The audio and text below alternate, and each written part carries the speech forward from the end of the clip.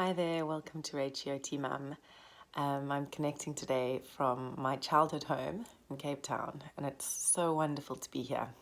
I'm really, really lucky, and it's such a special place to be. I grew up in this home, I spent my whole childhood here, and to be able to bring my boys here to be with my parents in this house is just a really, really great privilege. That being said, I am exhausted because my children's behavior this week has got increasingly bad by the day. And I know they've both been a bit snotty and a bit sick, and they're out of their safe, comfortable space at home. We haven't traveled here for a long time because of Corona, so it's quite unfamiliar for them. There's a whole lot of new and exciting things that are very tempting to play with and fiddle with and break. And they don't have the routine and the structure that they normally have at home, kind of keeping them in check.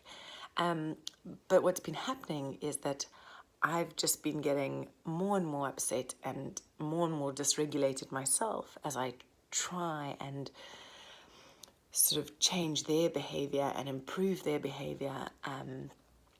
And obviously you can't you can't change their chaos if you're in a state of chaos yourself. It just the one feeds off the other. So and when I'm at home in my own environment and I know things, I'm also more regulated, and I also have my sort of arsenal of techniques and tools that I use with them. I have my go-tos. I know how to manage things.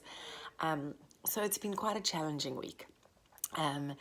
So while I am very grateful to be here and they are so happy here, there's also been a lot that's come out this week in my parenting that I really don't like. And, I found myself feeling really helpless.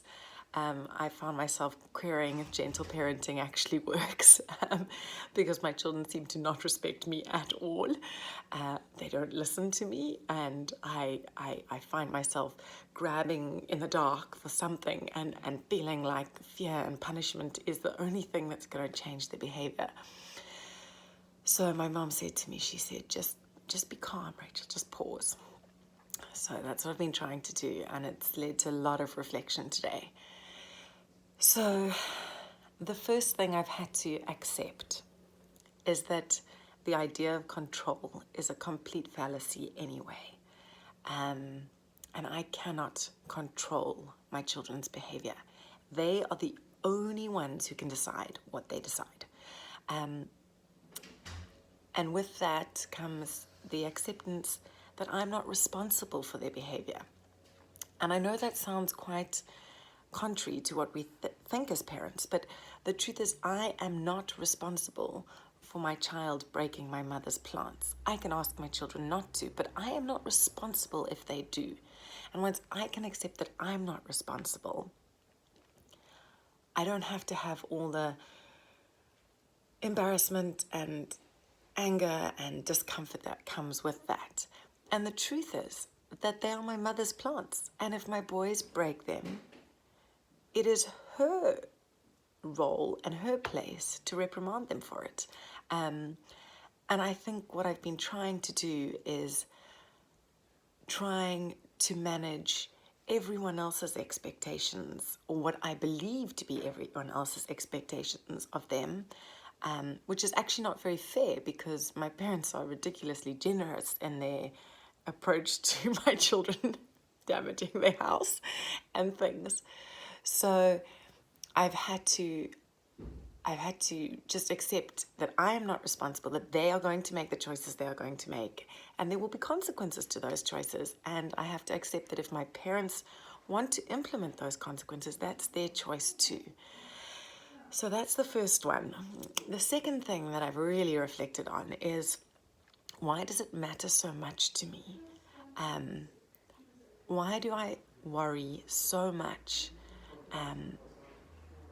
that my parents and my brother, who is staying here as well, will see them in a different way because of their behavior?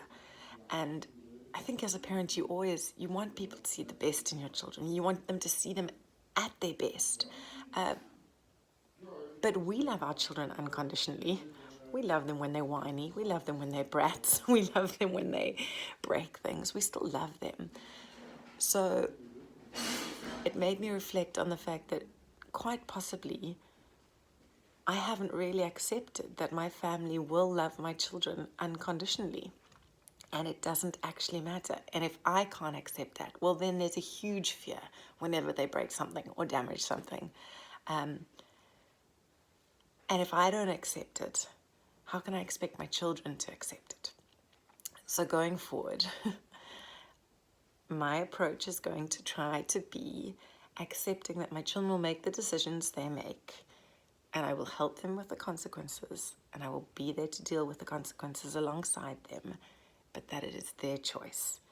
And the second thing that I'm going to focus on is accepting that even when they make those wrong choices, I still love them, and my family will too.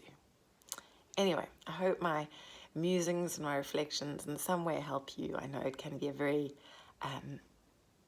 difficult space to be in other people's space with your children.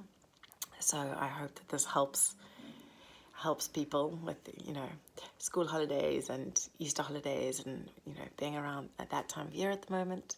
Have a wonderful week, and we'll connect again next week.